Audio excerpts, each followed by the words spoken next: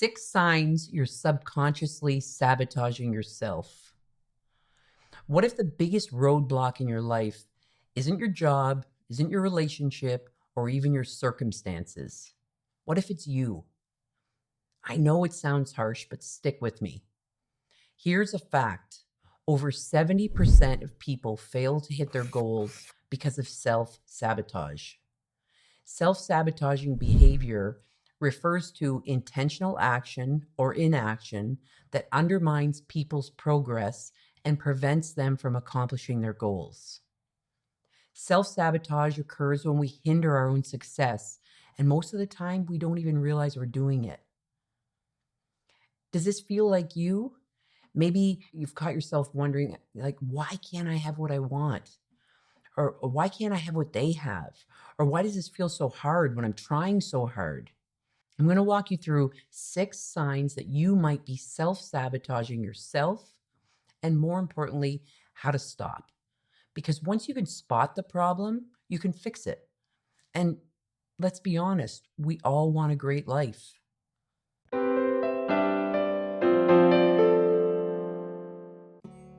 So let's talk about self-sabotage. It's sneaky, isn't it? It's not like you wake up in the morning and you think, today I'm going to make my life harder. No, it's more subtle than that. It hides in your habits, your thoughts, your beliefs, your reactions, and the actions you choose to take and the actions you choose not to take. But here's the thing, you likely don't even realize it's happening. You miss deadlines because you're obsessing over every tiny detail. You procrastinate on goals that actually matter because deep down you're scared to fail. Or maybe you keep saying yes to things that drain you because you don't want to upset anyone. Does this sound familiar? Now you might be thinking, okay, but is this really that big of a deal? Now, if you are in that 70%, you feel stuck, frustrated, and constantly spinning your wheels, it's exhausting and it's holding you back. But the good news is, once you learn to spot the signs, you can break the cycle and you can take control of your own life. Today, I'm going to show you how. First, are you always procrastinating? Procrastination isn't just about being lazy. It's often a way to avoid fear. Fear of failing, fear of not being perfect, or even fear of succeeding. When I find myself putting something off, it's usually because I don't like the conversation that I need to have with a certain person, or there's something I have to do and I don't like doing that thing. Well, the sooner I can just have the conversation or do the thing, I always feel better, even if the conversation is tough. I work to make it productive, and then we can move forward together, or we can part ways. As soon as I start to do the thing that needs to be done, I feel like I'm making progress and the momentum builds. Taking action for me is always more productive than not doing anything. And that's how I combat procrastination. Number 2, you overcommit to everything. If you're saying yes to every request, you're probably saying no to your own needs. This comes from a fear of disappointing others. And I really get this one. I myself am a recovering people pleaser and have spent most of my life saying yes. I want to help you out. To be there for my family and friends and the people I work with, I want to say yes all the time, but I found that there's no room left for me to get the things done that are most important to me, and I resent them for even asking. That's not a great way to live. And what I've learned and what I realized is that this is my fault. And something that's worked for me is practice saying no. Take a look at your calendar this week and say no to the things that are not most important to you. Say no to at least one thing that you know you don't want to do, and use that time to do what you do want to do. It's uncomfortable at first, but remember, your time and energy are finite, and we have to protect that. Number 3, you're a perfectionist. Perfectionism is the ultimate disguise for self-doubt. You're so focused on getting everything right that you never, ever take action. You never take real action. It's tough to take action. And the cure is aim for progress, not perfection.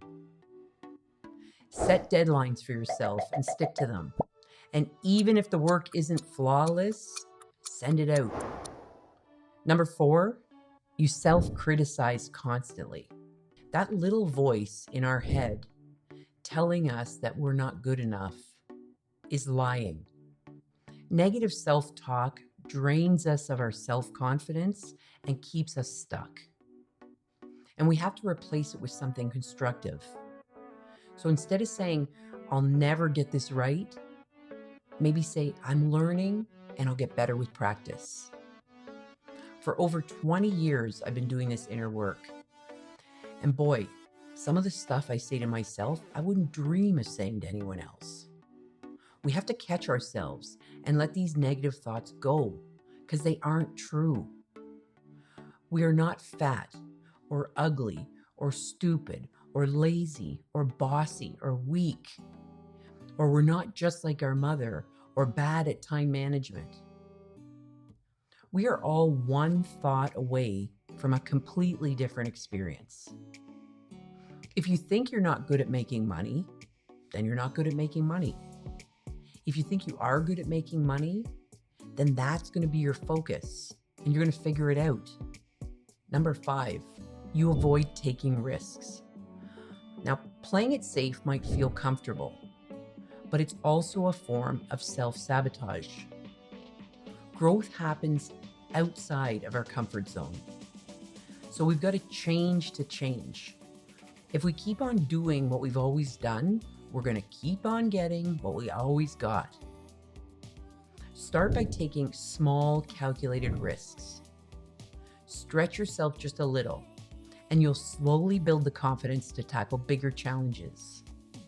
Or if something in your life is just crappy, then decide all the things that you're going to do to change it and start doing them.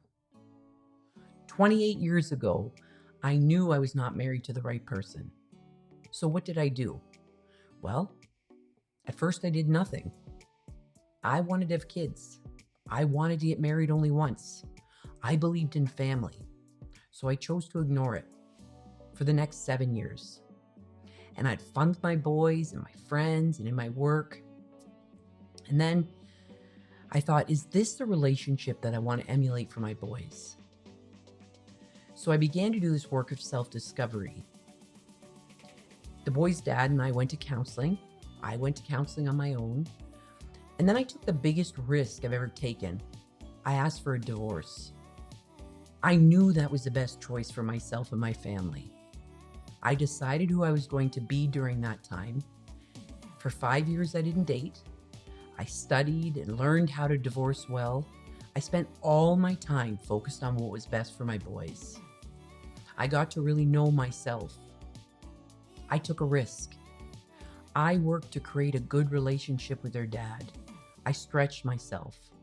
And 20 years later, I'm still doing the work. Today, I have a blended family of 7 boys that are all amazing human beings and who I love so much. When you take a risk, sometimes it's going to work out, sometimes it's not.